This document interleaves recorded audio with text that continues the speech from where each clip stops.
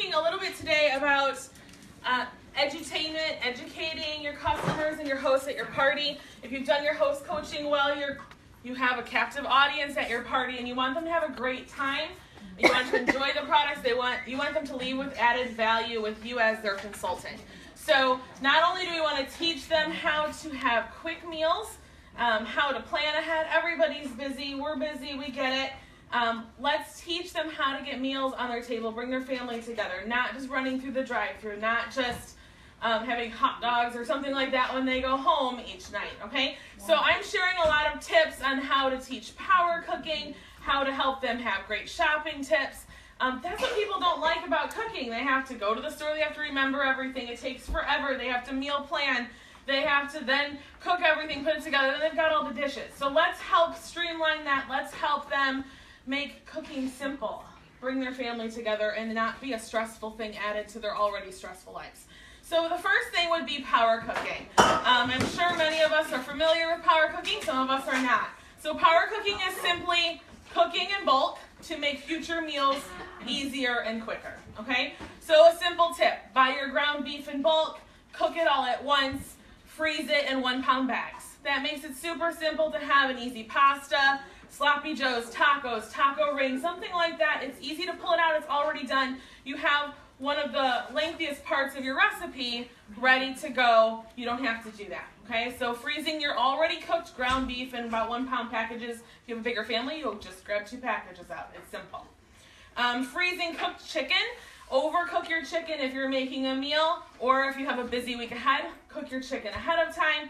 Cut it up in strips and serve it and freeze it in individual baggies. It's ready for wraps. It's ready for salads, lunches, and things like that. So you have that already ready to go. It's quick and easy to thaw out, and it's really easy and stays moist when you reheat it in your micro cookers. So steam up some fresh veggies.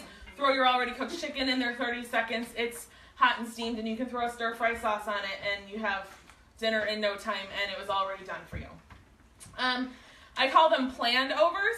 So if you're cooking up a sauce, if you make a homemade sauce, that's great. Who has time for that these days? Not too many people. Whatever the case may be, if you have extra sauce left over, so basically freeze it in an ice cube tray, pop it out, store it in a container in your freezer if you only need a little bit. Freeze it in a container if you're only going to be using that for full meals. So you can use that, the glass containers that we sell stack great in the freezer. So using that can thaw it out and it pops right out really easy. And that can even go into the oven and into the microwave too. Preparing soups. If you're making a soup, make a huge batch of it, no matter how big your family is. Freeze soups, and then you have extras. So you eat soup tonight, you freeze the rest of it in containers that are appropriate for mealtime. Don't freeze it all in one big batch because you're probably not going to eat it all in one big batch. So freeze it, even if maybe certain nights only 2 people or 3 people are home, then freeze it for 2 or 3 people and you can just pull 2 containers out if your whole family's eating for dinner. So yes, my freezer has a bunch of things all over in it.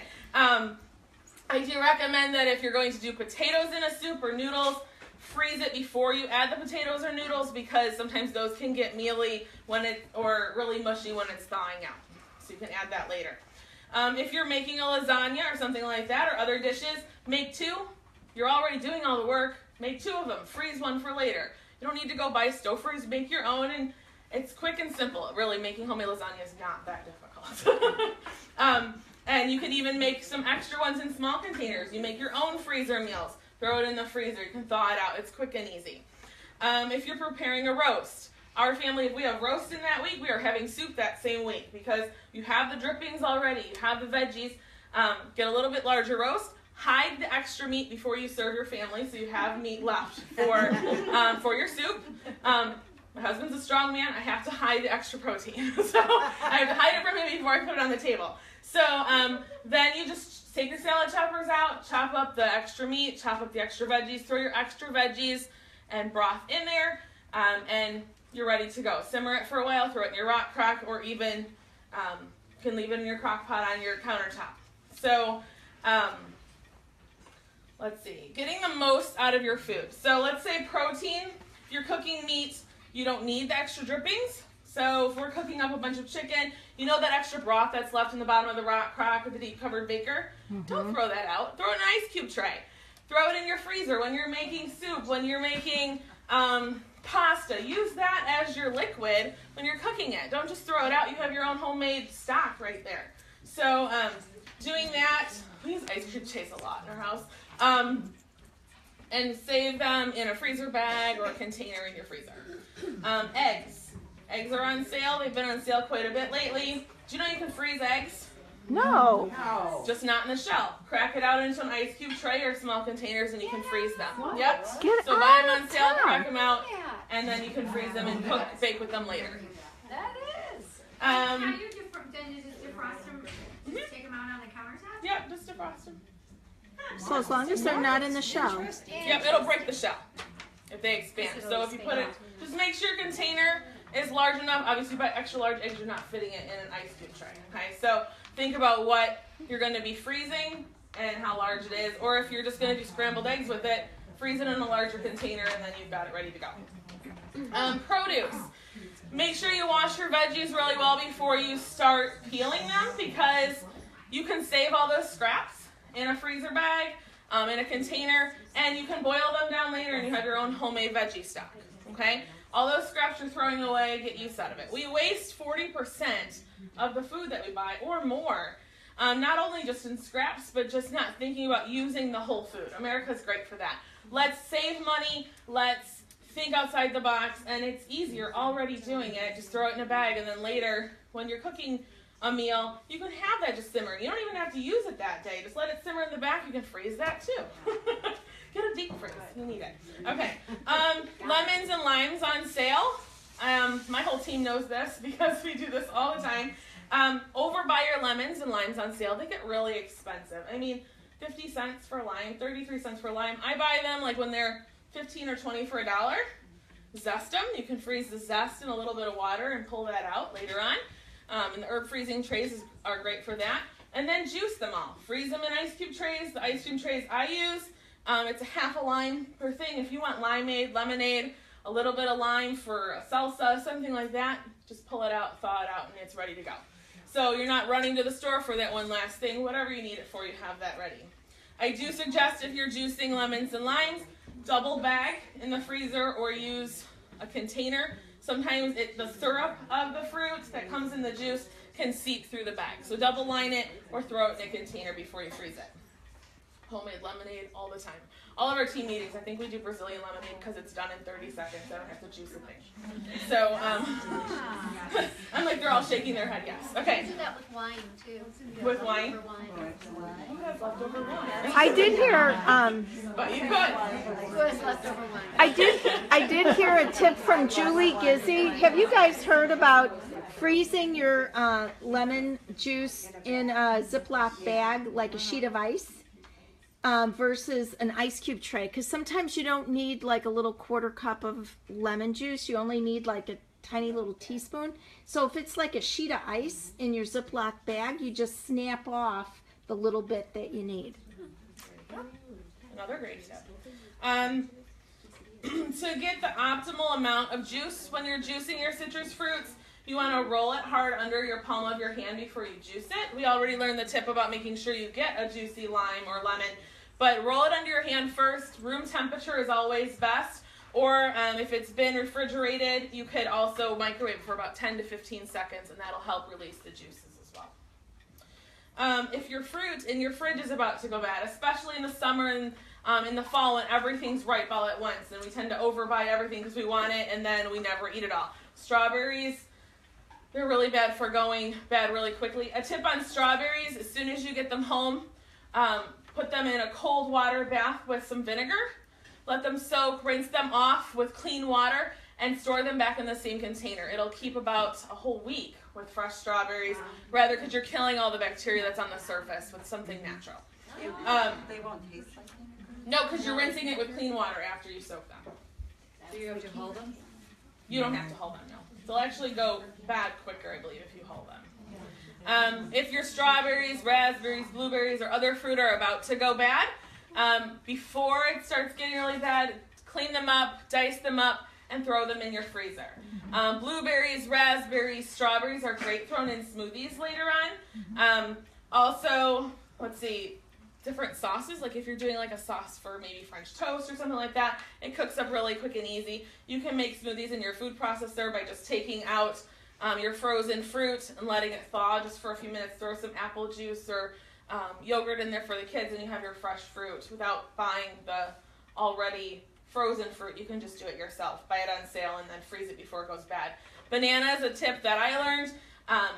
I freeze my bananas peeled in a bag before, that way when you make banana bread you don't have the sloppy mess. It's already peeled and frozen in a bag. And I just do tally marks on the front of the bag so I know how many bananas are in there. Okay, dairy.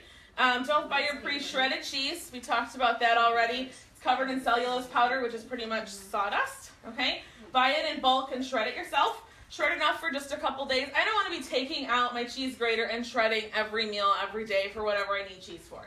So shred up enough for a couple days at a time. Store it in an airtight container or bag in your fridge. Or if you buy it in bulk from Sam's Club or Costco, you can shred it up and even throw a little bit of cornstarch in the bag. Toss it. It's a natural barrier to keep it from sticking. And then you can freeze it in baggies in your freezer and pull it out as you want. So you can freeze cheese. Again, the texture, if you're planning on eating it raw, will change. So I don't recommend necessarily freezing it because you're going to have cheese and crackers. But if you're going to freeze it for making pizzas and eggs and things like that, you can freeze it and just pull it out and it still melts perfectly. The rind that's left over from your hard cheeses, that waxy rind at the end, like your Parmesan, if you have the cheese wedge, don't throw that out. You can freeze that for later too. The old Italian trick is to throw it into your gravy, your red sauce. So I had to translate that for the non-Italians in the room, right? So gravy is red sauce. You have to throw that in there, and then it simmers and it gives more depth to the flavor.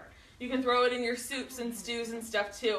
And then you just throw out the chunk when you're done cooking it, but save it for the flavor added in your food. Here's a tip that Mary and I were talking about on the way here. I was kind of running some of these by her. And fresh bread. We buy like the loaf of French bread and you get it for a day and then the next day it's just not as good, right? What do you do with it? Feed the birds, throw it out. Okay, take the bread. We already buy garlic bread in the loaf, right? So make your own garlic bread in the loaf or slice it up and then freeze it like that. You can put parchment paper between the layer, like if you wanted to slice it for Texas toast, or you can do it in the whole loaf, whatever's left, and freeze it ready to go. You can pull out one slice at a time if you want, if it's just cooking for one or two, or just cook the whole loaf or the whole batch. So an easy way to get more out of your bread, your fresh breads that you find. Pineapple. Oh, shopping tips. So some tips that you can share with, again, these are tips that you can share with your guests and hosts, giving value to your show, giving value to you as a consultant. Shopping tips for pineapple. Who knows the shopping tip for pineapple? Anybody? Pull out the little center. The center leaf. So you go to the center leaf, you pull out the center leaf. If it gives a slight tug, it's perfectly ripe. If you have to tug on the thing, it's not ready yet. It can ripen on your counter at home if you don't eat it right away. But if it just comes out or it's brown when you pull it out, it's overly ripe. Okay? You don't want to buy those. So if you go to the store and you see leaves everywhere, that's what happens at my grocery store now, because that's a great way for me to start talking at the supermarket. When you have people pounding on the fruit and smelling it, I'm like, oh, don't you know the tip? And so they're like, how do you know that? And well, I'm with Pampered Chef, and I share these tips, and I educate my guests at my shows. So it's a cooking class where we're learning things. And that gives me an in my community as well. We talked about buying fresh garlic. Always buy the freshest garlic that you can find. The fresher it is, the sweeter it will be. The best garlic has that firm tissue, like skin, and it shouldn't be bruised. It shouldn't be sprouted or soft or shriveled. If you find cloves that have green sprouts, either toss it or you can plant it, and you can grow your own garlic from the sprouting garlic. Cantaloupes. Cantaloupes should feel heavier than they look. They should smell musky and sweet. You should also be able to press your thumb slightly at the bottom, and there shouldn't be a lip like around the stem indicating that it's starting to shrivel up. Okay, so you want to check those things when you're buying a cantaloupe. When you're purchasing avocados, it should be firm but have just a slight softness to it. You can also check by popping off the belly button on the end and look for a really nice avocado green. That's what you'll know is on the inside. If it's brown, obviously it's overly ripe. And then just a few more general tips. To remove, this one's one that I share a lot of my shows, and a lot of times people already know this tip, but I'm going to share it in case you haven't. When I'm using the garlic press, I always share that if you get the smell of onions or garlic on your hands, if you just get your hands damp with water and rub them on stainless steel, it takes the smell right out. So you can use our stainless steel bowls, a stainless steel sink, and it takes the smell of garlic or onions out of your hands. We've had many jokes at parties when they have stainless steel appliances that we're going to like rub ourselves and molest their appliances in the kitchen. Turns into quite the joke. But yes, there's one girl like plastered up against the fridge. And that's when I used to talk about the microfiber cloths after they had the smears all over that. If you're storing your spices, you want to store them in a cool, dark place, not above your stove. Humidity, light, and heat will cause your herbs and spices to lose their flavor and clump. So store them away from your stove. Although it's convenient to reach there, you're going to lose the life out of your herbs that way. When you're chopping fresh herbs, toss a little salt onto the cutting board, and that will keep your fresh herbs from flying off the cutting board while you're chopping them up. After using our cutting the corn off the cob with the kernel cutter, flip it over. Use the smooth side of the kernel cutter to scrape the cob again, and it extracts the sweet milk of the corn that's usually left behind. You can add that milk to any type of a corn dish. It's basically making your own cream style corn. You just flip the kernel cutter around, and it takes the milk right out of the cob. Rest. Let your meat rest before you start cutting it. That will keep the juice, the moisture into it. It's not going to dry out your meat. So check with a thermometer. Don't check for doneness with a knife. The easiest way to peel ginger is with a spoon. Just rubbing the spoon over the edge, the peel comes right off. You don't have to worry about cutting over all the different little knobs. And the number one best tip to hide chocolate. Okay, everyone tunes in. Yes.